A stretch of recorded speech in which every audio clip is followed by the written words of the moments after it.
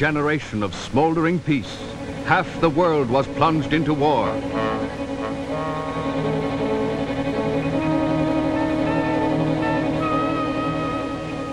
And America learned the price of unpreparedness.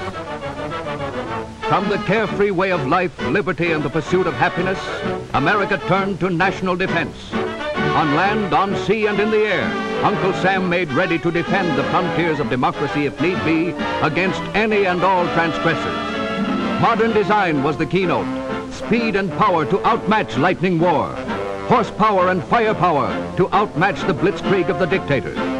To American engineering and production genius was delivered a challenge to put sharp teeth in our national defense. Lots of sharp teeth, and quickly. Overnight, we learned to look at industry through new eyes. Industry which had always given us more of the good things at constantly lower prices. Industry which had given us the highest standard of living on earth was revealed as the first line of defense in preserving our way of life. Smoking factory chimneys and the clamor of machinery took on a new and vital significance, for here was being forged the armament of democracy. No one was more fully aware of the magnitude of the task than America's own industrial leaders. Theirs was the responsibility of outmatching in a few months the momentum of years of concentrated effort overseas. They knew what it meant in terms of men, materials, and machines. And within a miraculously short time, industry began to make good. Almost every day, new records were set. Mighty battleships slid down the waves, months, years ahead of normal schedule. Out of empty prairies, mushroomed giant production plants to be filled with newly designed production machinery and started on defense work under forced draft. Industry picked up its burden and hit its stride faster than many experts had believed possible. At Oldsmobile, great plant facilities were developed and devoted to production of shells and automatic cannon in tremendous volume. Higher power to speak with authority in the only language that dictators can understand. Here was an answer to the mad dogs of Europe. It was only the beginning, to be sure, but a heartening promise of things to come. Here was proof that a free people could match and outstrip the regimented robots of enslaved nations. With a sober realization of its responsibilities and a thrill of pride as well, industry made defense its #1 job. American free enterprise was proving itself worthy of all its finest traditions. Some people began to wonder, could our factories supply our defense needs and also the normal habiliments of our modern life? No, I really didn't need a new car. But after talking to that salesman, say, I made the deal right away. I know. Substitutions. Those priorities you hear about. We're going to build our new home right now. If we'd wait till next year, we'd probably have to do without the plumbing. It's getting to be terrific. I see you closed that Robertson deal. It was a pushover. All I had to say was, you don't want a car that's full of substitutions, do you? You like chromium trim, don't you? Say, I wonder if there really is anything to this substitutions gag. You know, I've almost got myself believing it. Oh, who cares? It's selling cars, isn't it? But if there's a new model in 1942, I'm sure going to have to do some tall explainer to some folks. Oh, that's next year. And so America's increased buying power, plus scarehead rumors, pushed Oldsmobile sales up and up and up. No new models. Buy now. I hear they're going to cut car production entirely. Even if they can build them, they'll have to cheapen them.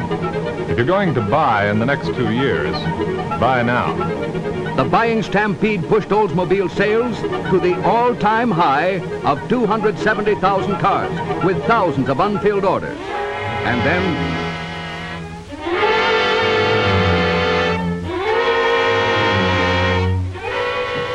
Sure, those production cuts were bound to come. But how far will they go? Will there be any new cars? Look, America isn't going back to the horse and buggy. Our whole civilization is geared to motor transportation. Of course. But defense comes first. And the motor car is essential to defense. Men have got to get to work, millions more than ever before. These new defense plants draw workers from as far as 20 to 25 miles. They can't ride streetcars or bicycles. What is this going to mean to dealers? Dealers will have the advantage of a seller's market. They can pick and choose their own deals. They can gear their trading to the market. Instead of pushing used cars out just to be rid of them, now they can sell them in a favorable market.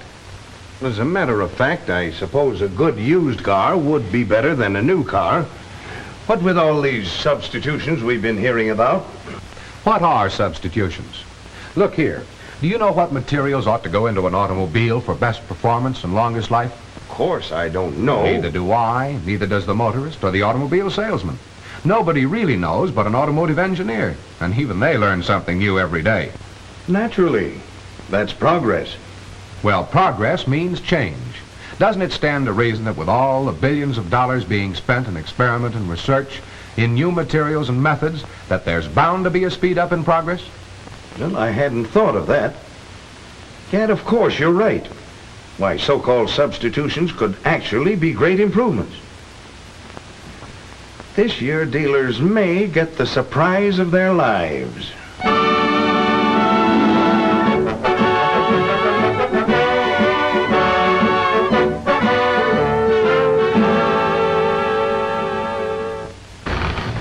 You'd like to see it, wouldn't you? Well, you will. And when you do, you'll realize that more than ever before in Oldsmobile history, you have a quality car to sell. With the pressure that's being put on research and development, years of ordinary progress are being crowded into months. And you're going to share in the benefits of that progress. You'll have cars which you can sell on a basis of what they can do and how well they can do it. In performance, in riding comfort, in economy, and in downright year in and year out stamina. These are the finest Oldsmobiles ever built.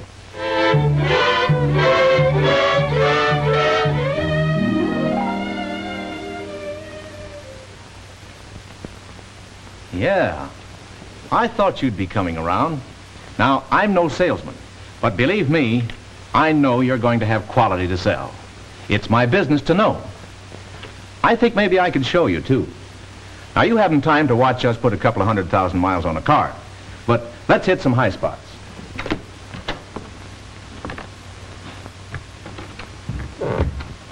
Don't expect these to look like new cars. They don't. But under last year's bodies are your new Oldsmobiles.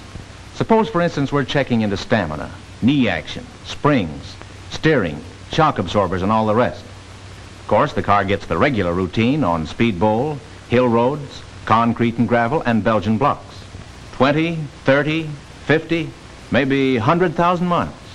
And mixed in with the regular running, we give them some of this.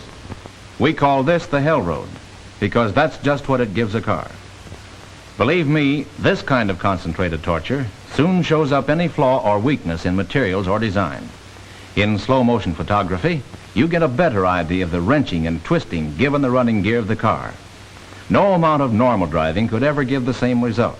Of course, it's murder, but it sure gets results, and that's what we're after. Here's another little nifty that gets results.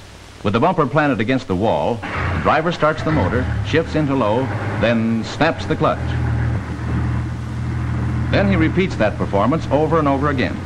Tires wear out in a few minutes, even the concrete wears. Maybe it looks insane, but it sure tells the whole truth about the strength and stamina of the entire driving mechanism. And, of course, those punishing stunts are just part of the regular proving ground life. We don't coddle them. We really give them the works. And when we're through with one of them, you wouldn't give a nickel for it. But it's worth $1 million to us. That's the price of progress. We beat them to death, but at the finish, they don't go to the junk pile. No, sir. They're completely torn down for study by research engineers. Where did the wear occur? Why? And with the answers to those questions, the engineers develop new materials and new designs. Sounds simple, doesn't it?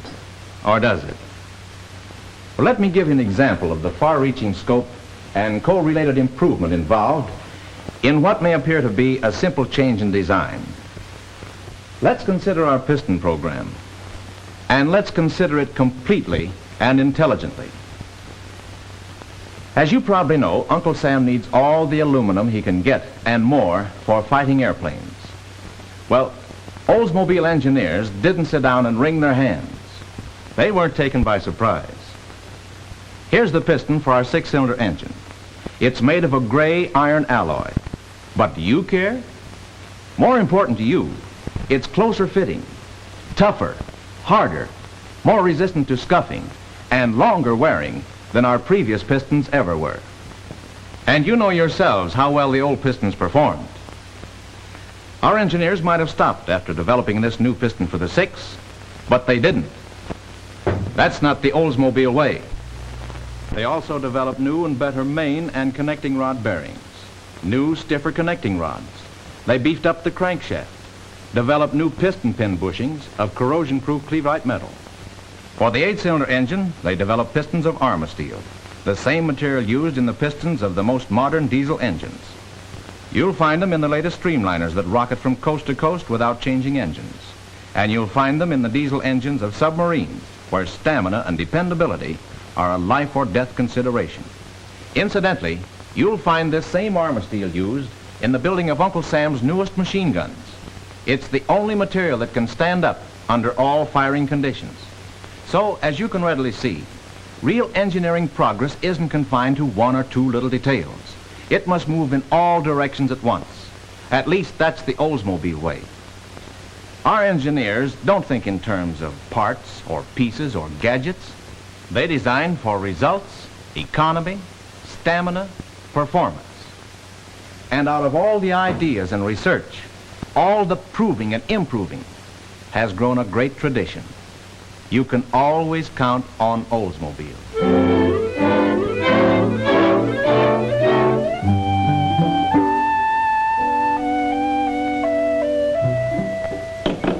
Yes, you bet.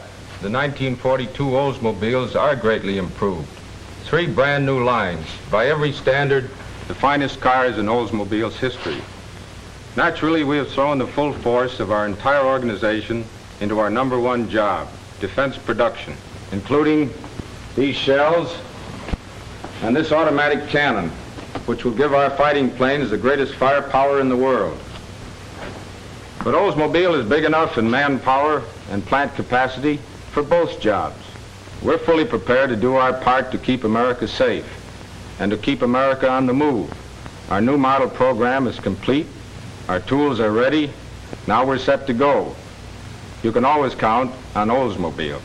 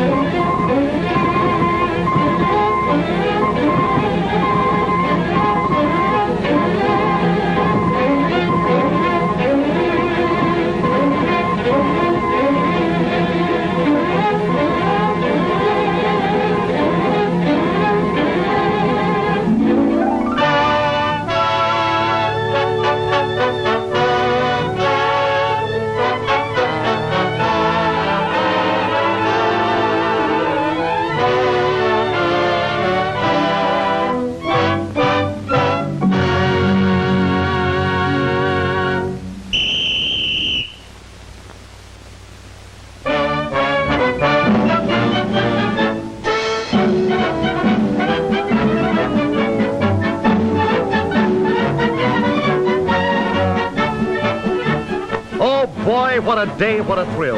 Oldsmobile comes through for 42. It's a victory parade, climaxing 44 years of leadership.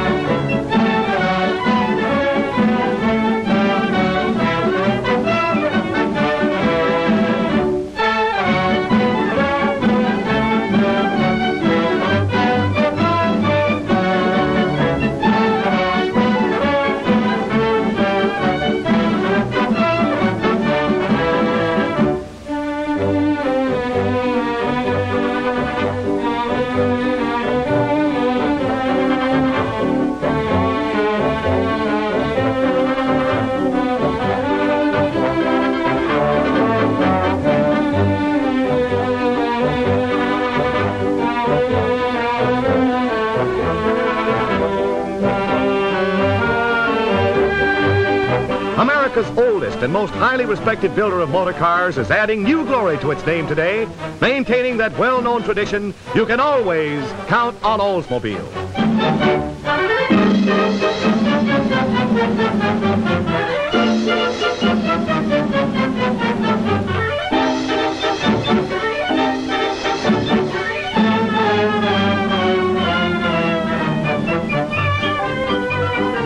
Here they come, a cross-section of all America. Banker, laborer, housewife, and parlor maid. Clerk and mechanic, businessman and debutante. Everyone with his own ideals and demands, each with his own taste and preference. And the big moment is at hand. It won't be long now.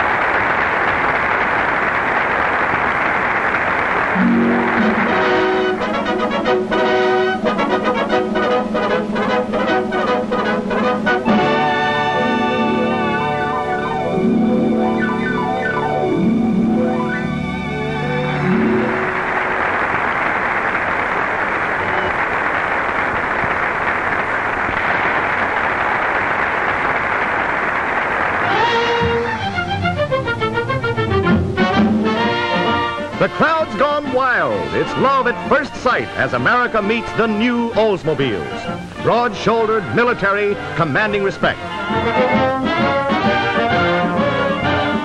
Another Oldsmobile first. Double duty bumpers, double protection, and doubly good looking too, I say. There's an eye stopper. Fuselage fenders that taper back to become part of the door.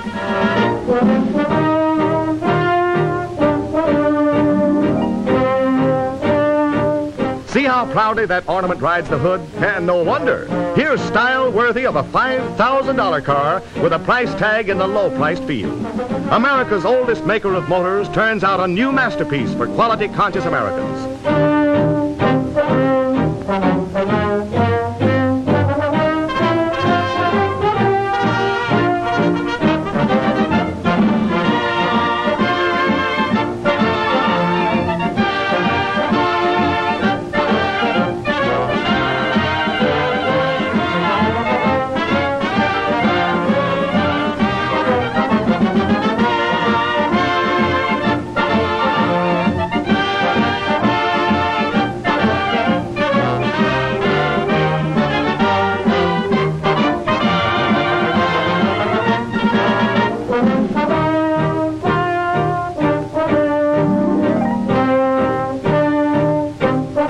Oldsmobile calls it dynamic, and Motordom calls it terrific. It's the car that started a trend, the fastest car on the road, even when standing still.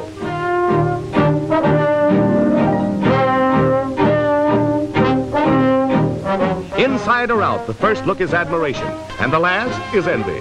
Oldsmobile stepped up the luxury to make America want to step out and go places.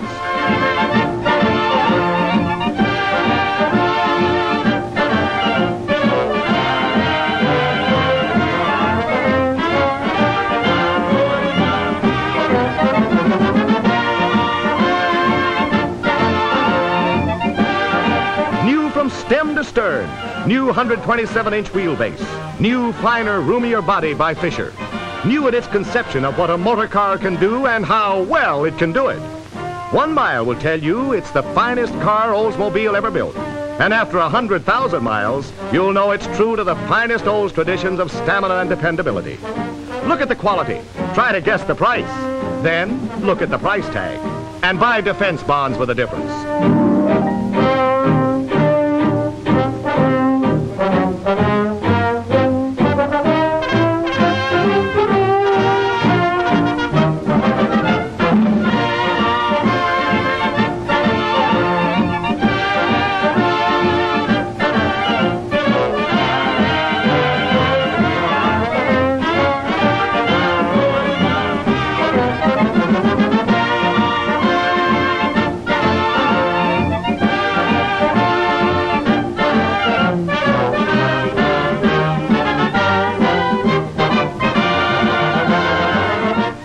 good news. The Club sedan, which last year proved so outstandingly popular, this year has been added to both the custom line and the special line, making this striking streamliner available in all price fields.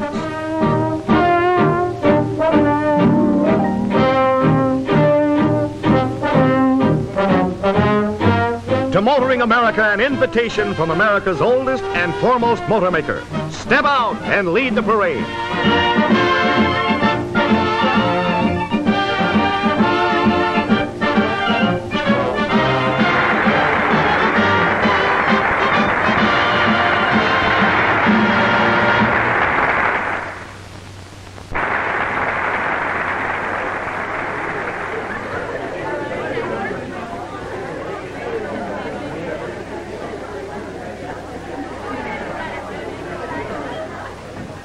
Yes, sir, that baby's really got it. Oh, Al, do you suppose we could? We always said someday we would. Do you suppose we could now, Al? Why not? This may be the only chance we'll ever have. And this car is built to last. And besides, with an Oldsmobile, you are somebody. Al, do you suppose we could have a red one? My father's first car was an Olds. It was about half the size of this and less than half the power. But it was the best car in town. And it probably cost twice as much as this dynamic cruiser. Oldsmobiles have changed a lot since then. But they're still the best cars in town. That's right. When I first saw that extra bar, I thought it was just a part of the decoration. But look, it's really another bumper. Extra protection. Sure. Leave it to Olds to think that up. What do you mean you're too old? You're never too old for a car like this. Let me show you how the top comes down. Don't start the engine. Well, you don't have to. Look. Well, see, it's powered by an electric motor. It's positive and it's sure to work. And Dad, you can't go wrong. This car has full pressure lubrication even to the piston pins, and that's tops. And more anti-friction bearings than any other... Yes, I know. It's an Oldsmobile. And they've known their business for more than 40 years. I guess that's proof that you can depend on them. Pardon me, sir. Can I be of assistance? Why, yes, you can. Hey, what about all those substitutions I've been hearing about? The way some people talked, I fully expected to find bodies made out of soybeans or something. Well, there just aren't any substitutions. Aren't any, but... Unless you want to consider progressive change substitutions. Well, what do you mean? Well, let me explain it this way. Remember when the great big old-fashioned engine gave way to the smaller, more powerful, more efficient, and economical high-compression engine? Well, of course, but... Remember the development of alloy steels that reduced weight and yet gave greater strength and durability? Well, sure, but I'm talking about substitutions. So am I, if you consider these progressive changes as substitutions. Oh, yeah, I see what you mean. Now, I don't pretend to be an expert. Frankly, I don't know what materials are best in motor car design. I can only judge a car by what it does and how well it does it. And on that basis, I can promise you that this is the finest performing, best built, and longest lasting Oldsmobile ever built. I'd be more than pleased to demonstrate that fact to you right now. Well, that's fair enough. Yes, I've driven with Hydromatic. Stepped right in and drove. No effort at all. But there was just one thing. You mean something you didn't like? Well, it was just a little thing. It was my fault, probably. But it does take some practice to shift smoothly into reverse. Oh, that? Well, not anymore. Our engineers took care of that. Now you shift into reverse easy as wishing. It's fingertip control throughout. Even the starter is now just a button on the instrument panel. Standard on the custom cruiser and available on the dynamic and special series at slight extra cost. No, Ed, it isn't war prosperity that brings me in here. Just the reverse. As a matter of fact, we were thinking just the other day that maybe we ought to buy the cheapest car that we could find. But shucks, when you don't have much money to spend, the smart thing is to find where you can get the most for your money. By George, I'm convinced this Oldsmobile Special is it. Me, I really like to drive. Long trips, out into the country. And I like a good big car under me like this custom cruiser that takes the roads as they come. Yes, indeed. 110 horsepower, and that's all the power you'll ever need. And 127 inches of wheelbase. Oh, fiddlesticks. Horsepower and wheelbase and nuts and bolts. The really important things are deep, restful seats, like this. And all the little touches of quality, like this armrest and footrest. And all the little clever details of design and fittings. Everywhere about you is good taste. The sort of gracious hospitality that is the finest kind of luxury. And so the motoring public takes its cue for 42. Buy Oldsmobile and buy quality. Oldsmobile is indeed the big news, the surprise news of the year, with new developments and improvements that could spring only from the foresighted genius that gave America hydromatic drive.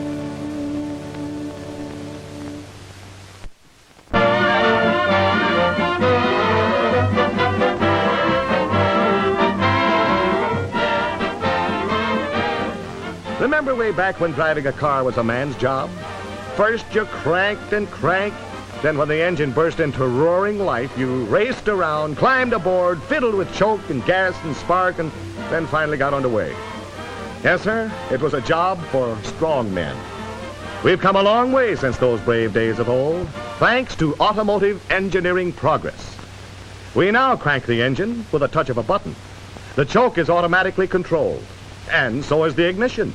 In fact, we've forgotten them. Even that once mean cantankerous top now meekly raises or lowers at the touch of a button.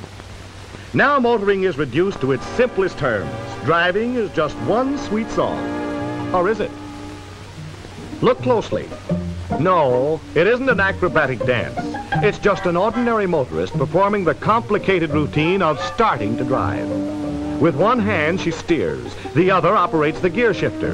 One foot manipulates the clutch, and the other feeds the gas.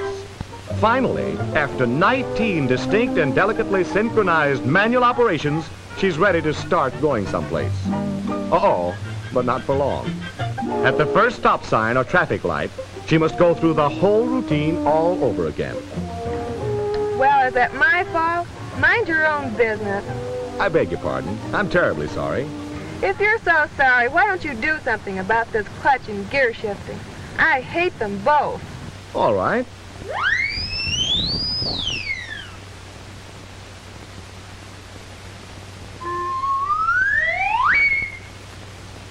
There you are.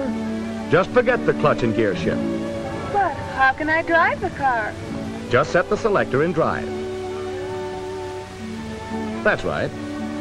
Now step on the accelerator and drive.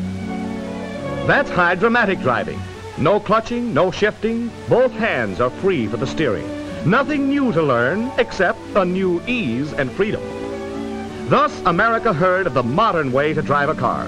From Oldsmobile had come a sensational development with new safety, new performance, new thrills, and new economy. Hydromatic drive seemed almost too good to be true. Some skeptics said it couldn't possibly do all the things claimed for it. Now, in its third year, hydromatic drive has been proved by over 100 million miles of travel by over 100,000 owners. Greatest of all testimonials are the statements by owners themselves. Hydromatic has stopped all family arguments about my wife's driving. You certainly appreciate everything Hydromatic does for you when you go back and try to drive a car with an ordinary transmission. It may be a gadget, but it's lots of fun. I really feel sorry for anyone who buys a new car without Hydromatic. It's the greatest achievement of the automobile industry. It's like a fairy tale, and to drive it is like riding on the magic carpet. Driving a cab all day, you really get to know Hydromatic. Saves you time and trouble, saves money too. Gives you better performance, better control, well, better everything.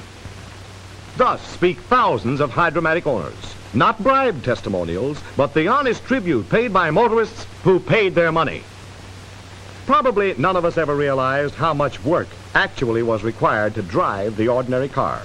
We were too used to it. But let's find out.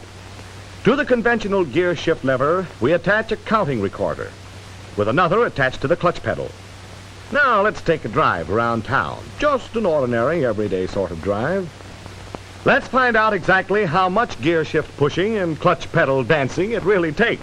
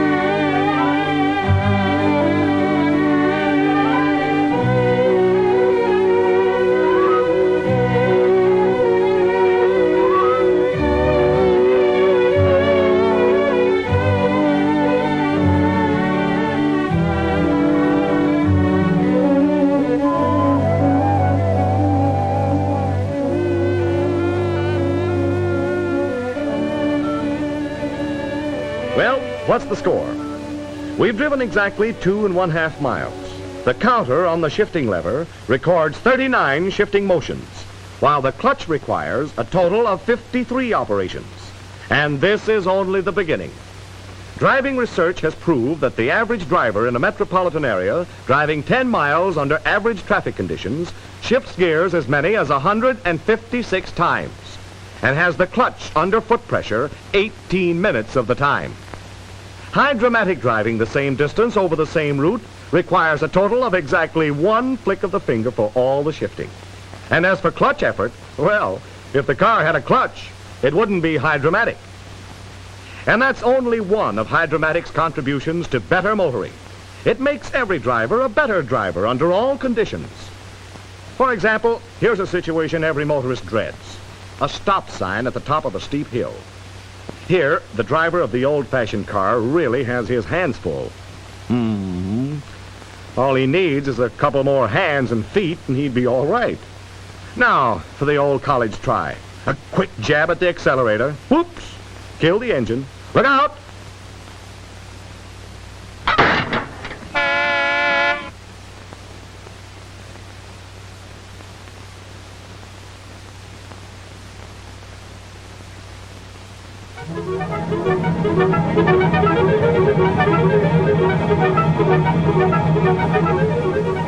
Oh, well, this can go on all day. But in the meantime, the driver of the Hydromatic is perfectly at ease. Both hands are free. He doesn't even have to use the foot brake. A light touch on the accelerator holds the car, safely and surely. And when he's ready to go, he just steps on the gas and pulls away. Hydromatic can't stall and can't buck. It's liquid smooth at every speed. Did you ever drive or try to drive the ordinary car through deep, soft sand? It isn't so hard getting in, but getting out is something else. You race the motor and try to ease the clutch in, but the wheels spin, sand flies, and you're stuck. Now let's see Hydromatic drive perform in this sand pit. So far, so good. But can he start again? Sure, because the utterly smooth delivery of power maintains traction in this sand or in mud or deep snow. How about economy? Well, here on the proving ground is an ideal place to find out. Here are 2 Oldsmobiles, exactly alike in design, horsepower, and weight, except that one is equipped with Hydromatic drive, while the other has the conventional transmission. Each of the cars is fitted with an absolutely accurate graduated measure of gasoline supply. Each gets 1/10 of a gallon of gasoline. And out here on the proving ground, that means exactly 1/10 of a gallon. As the 2 cars start out, see if you can guess which has Hydromatic drive. Both drivers are expert, but, well, there is a difference in the smoothness of getaway. No chance for argument here. Both cars have the same running conditions. On the turns, the conventional car has the advantage of the pole position, but we'll give him that. 1 mile and 8/10 so far. That's really stretching 1/10 of a gallon. But then we're used to exceptional gasoline mileage from Oldsmobiles. Uh-oh, the conventional car is dry. As soon as it sputters, he stops. The rules don't permit coasting. Let's see. He goes exactly 2 miles on 1/10 of a gallon. That's at the rate of 20 miles per gallon, and that's real economy. But look at that Hydromatic old step away. That car's really getting the most for its money. Finally, the carburetor sputters. Let's take a look at the record. 2 3/10 miles on 1/10 of a gallon. That's 23 miles per gallon. 15% better mileage than the conventional car. That adds up to important money in a year's driving. Out here on the proving ground, you have to think in superlative terms. They've got the best roads in the world and the worst, the fastest and the roughest. And here's one of the toughest hills you ever saw. It rises 27 feet every 100 feet. That's a much steeper grade than you'll ever find on any modern highway. In modern road construction, whenever possible, grades are kept to a 2-foot rise in every 100 feet. Charted against this building, that would mean a point 2 feet above sidewalk level. The average hill rises 3.5 to 4 feet in every 100 feet. A rise of 10 feet in every 100 is considered an exceptionally steep hill. But at the proving ground, one test hill rises 27 feet in every 100, which means that this grade comes to a peak at the 4th floor of the building in our chart. Such a grade is so steep that walking up is a tough job. This fellow really has to work hard to get up this hill. And going down is just as tough because it's almost impossible to keep from running. We just seen the difficulty of getting underway on an average hill in a car equipped with a conventional transmission. Now let's see how easy and smooth and safe it is to stop and start the Oldsmobile Hydromatic on this super steep grade. The young lady at the wheel is not a stunt driver. She's just an ordinary driver like all of us.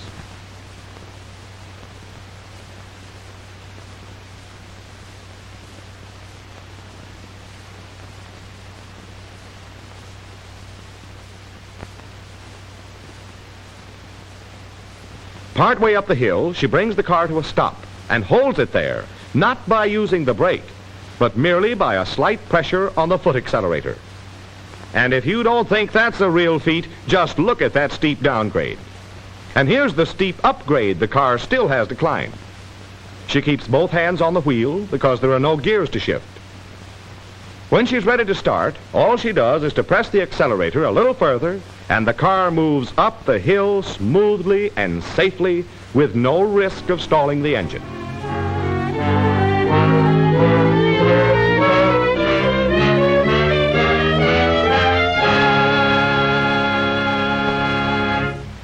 Hydromatic Drive, developed and proved by Oldsmobile, backed by General Motors, approved by the motoring public, and now improved for 1942. For the greatest of all driving thrills, for greater driving ease, comfort, safety, and economy, the Hydromatic Oldsmobile is still the car that's years ahead. So Oldsmobile steps forward confidently and proudly into 1942. Proud to do its part in keeping America safe and keeping America on the